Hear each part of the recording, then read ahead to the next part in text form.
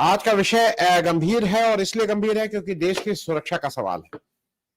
दो इंपॉर्टेंट खबरें हैं सुरक्षा को लेके। जो एक बड़ी खबर यह है कि पाकिस्तान के जो फॉरेन मिनिस्टर हैं उन्होंने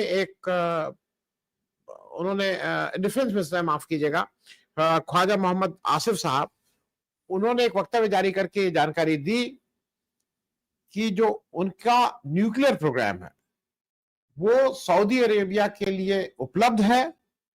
अगर जरूरत पड़ी, उनका जो अभी बुधवार को वेडनेसडे को एक नई डिफेंस डील साइन हुई है between Pakistan and Saudi Arabia, और उस डील का ये मूल तत्व है कि दोनों देशों के ऊपर अगर कोई भी देश आक्रमण करता है या किसी भी देश आक्रमण नहीं करता, किसी भी देश से लड़ाई होती है, तो ये माना जाएगा कि दूसरा देश भी उस देश के साथ वॉर में है। मतलब इसका अगर सीधे सीधे शब्दों में कहें, बिना घुमा फिरा के, भारत और पाकिस्तान की जो अभी जैसा बताया गया, मोदी जी ने तो कहा है कि ये ऑपरेशन सिंदूर रुका नहीं है, सीज फायर हुआ है। तो स्टेट ऑफ वॉर में अगर हम और पाकिस्तान है, तो एक तरह से हम और सऊदी अरेबिया भी आज की तारीख में स्टेट ऑफ वॉर में है, अगर पाकिस्तान के डिफेंस मिनिस्टर मोहम्मद आसिफ की बात मानी जाए तो। ये बड़ी खबर है क्योंकि पहली बार ऐसा हो रहा है कि कोई न्यूक्लियर वेपन वाला देश अपने न्यूक्लियर वेपन उपलब्ध करा रहा है दूसरे देश की सुरक्षा के लिए। ये एक अजीब सा है और इट इज न्यू थिंग। दूसरा, एक और बहुत एक खबर आई है जहां पे पाकिस्तान के हवाले से उन्होंने यहाँ के टेल नंबर दिए हैं। मैं जल्दी से बता दूं, टेल नंबर मतलब एक जो विशिष्ट नंबर होता है, यूनिक नंबर ऑफ, हर जहाज का एक यूनिक नंबर होता है, वो चाहे सिविलियन हो चाहे वो फौज का हो।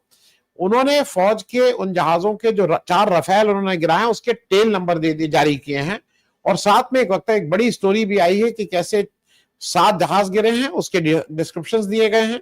अनुमा जी नमस्ते। मैं आपको, क्योंकि आज का जो मूल बात है वो रफाल की है, और उसके बाद हम सऊदी अरेबिया की भी वो बात करेंगे जो डिफेंस डील हुई थी। एक समय हमारी भी इस तरह का डिफेंस डील नहीं हुई थी, हमारी एक डील फ्रेंडशिप डील हुई थी रशिया से, जो 1971 में, जिसका हमारा फायदा हुआ था। लेकिन इस तरह की अनोखी डील दुनिया में पहली बार देख रहा हूं कि एक न्यूक्लियर वेपन संपन्न स्टेट कह रहा है कि अगर तुम्हारे यहां झगड़ा होता है तो हमारा न्यूक्लियर वेपन तुम्हारे लिए तैयार है। और उस पे ये भी दर्शकों की जानकारी के लिए बता दूं कि 22 अप्रैल को जिस दिन ये घटना हुई पहलगाम में, उस दिन हमारे मोदी जी सऊदी अरेबिया में बैठ के, कुछ मालूम नहीं, मुझे मालूम नहीं पुरस्कार ग्रहण कर रहे थे कि उनसे क्या बात कर रहे थे, ये मुझे नहीं मालूम, लेकिन द फैक्ट रिमेन्स कि वो सऊदी अरेबिया में थे। और आज सऊदी अरेबिया ने हाथ मिला लिया है पाकिस्तान के साथ। अनुमा जी, ये जो टेल नंबर वाला मामला है, इसको एक्सेप्ट करने में क्या दिक्कत है? मैं अभी आगे प्ले करूंगा क्योंकि आप रास्ते में, इसलिए मैं पहले आपका कमेंट ले लूं। हमारे सीरियस ने भी इसको स्वीकार किया है, सबने स्वीकार किया है, लेकिन मैं पहले आपका एक कमेंट ले लूं। जब अगर ये जारी किया, हमें एक्सेप्ट करने में क्या दिक्कत है अनुमा जी? देखिए, ये पाकिस्तान ने जारी किया है और ये भारत की वायुसेना ने इस पर कुछ नहीं कहा है। तो मैं ऐसा मानती हूँ कि हम पाकिस्तान के ये कहने पर कि ये टेल नंबर है, उस पर तो मैं भरोसा करने को सही नहीं मानती हूँ। क्योंकि देखिए, मैं सेना में रही हूँ, वायुसेना में रही हूँ, मैं कुछ चीजें भारतीय वायुसेना की जो है वो बहुत अच्छी तरह से समझती हूँ। लेकिन ये कहना चाहती हूँ कि जिस तरह से ये पाकिस्तान के जरिए ये बात आई है, तो मैं इसे काबिले एतबार नहीं मान रही हूँ। उसका मेन कारण ये है कि जब जनरल सीडीएस चौहान साहब ने ये कहा कि हमारा कुछ नुकसान हुआ है, उसके बाद जकार्ता में कैप्टन शंकर ने भी कहा कि ये हमें कुछ नुकसान हुआ है। तो नुकसान तो हुआ है, इसमें शक नहीं है मुझे आनंद जी, लेकिन हम एक शत्रु देश वैसे तो डिक्लेयर नहीं किया है हमारी सरकार ने, लेकिन बिहेव उसी तरह से होता है।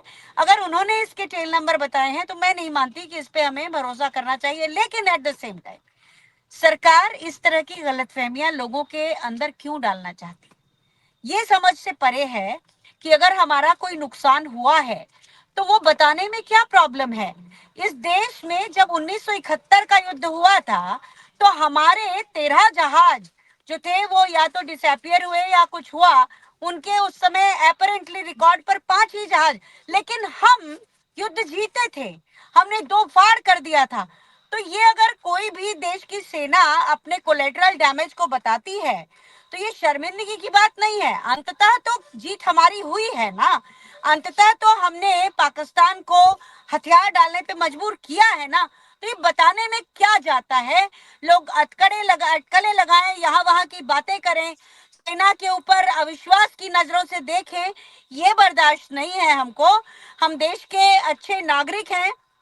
बहरहाल एक बात और जो मुझे कहना है और वो सरकार से कहना है मुझे कि भाई जब हमारे चीफ ने कहा कि हमने 5-6 जहाज उनके गिराए तो हमारी 9 अगस्त की रक्षा मंत्रालय की विज्ञप्ति से ये बात गायब है। और इस बात का मुझे बहुत अफसोस है कि चीफ ने इतनी बड़ी बात बोली, उसके बाद वो अगर गायब है। मेरे सुनने में कुछ ग्रेप वाइन इस तरह की आई है कि लोग बाग कह रहे हैं कि चीफ साहब को उस दिन जो डोवल वहां पर मौजूद थे, उन्होंने टिश्यू पेपर पे जो कि वहां पर होता है उस पर लिख कर दिया था और हमारे चीफ को ये बयान देना पड़ा। ये ग्रेप वाइन सुनने में आई है। लेकिन मैं मानती हूँ कि अगर ये बात सच थी तो रक्षा मंत्रालय की विज्ञप्ति में इसके होने से कोई प्रॉब्लम नहीं होना चाहिए थी, ये मेरा मानना है। तो एक तरफ जहां अगर हमारा कोलेटरल डैमेज हुआ है कोई बात नहीं, हम युद्ध में एक विजयी की तरह सामने आए हैं। और पाकिस्तान ने जैसा कि कहा गया है कि उसने भी ये कहा था कि युद्ध रुकना चाहिए, बीच में ट्रंप का इंटरफेरेंस था, वो भी सब लोग जानते हैं। लेकिन सरकार को अपनी तरफ से बताना चाहिए। इस तरह से सेनाओं के साथ लुका छिपी का खेल और देश के लोगों के साथ ये बात ठीक नहीं है। जी अनुमा जी, एक बहुत क्विक रिस्पांस, क्योंकि उसके बाद आप चलिएगा, मैं बाकी लोगों से, आपके पास समय होगा तो आप फिर से जुड़ जाइएगा, लेकिन एक क्विक रिस्पांस। ज्यादा गंभीर बात, ये जो पाकिस्तान और सऊदी अरेबिया की ये जो एक डिफेंस पैक्ट हुआ है वो सामरिक दृष्टि से बहुत इंपॉर्टेंट है भारत के लिए, महत्वपूर्ण है, क्योंकि जो देश हमारे लिस्ट में मित्र देश रहे हैं, अगर वो इस तरह की एक डील ऐसे देश से साइन करते हैं जिस देश के साथ हमारे आए दिन हमारी लड़ाई होती है और पिछले 11 सालों से तो किसी तरह की कोई पीस टॉक्स की बात करी भी नहीं गई है, तो ऐसे समय में ये डील परेशान करने वाली है। इसका हमें नुकसान किस तरह से होगा अभी तो हम कुछ आकलन नहीं कर सकते हैं, लेकिन ये हमारे लिए बिल्कुल भी सामरिक रूप से एक अच्छी डील नहीं हुई है।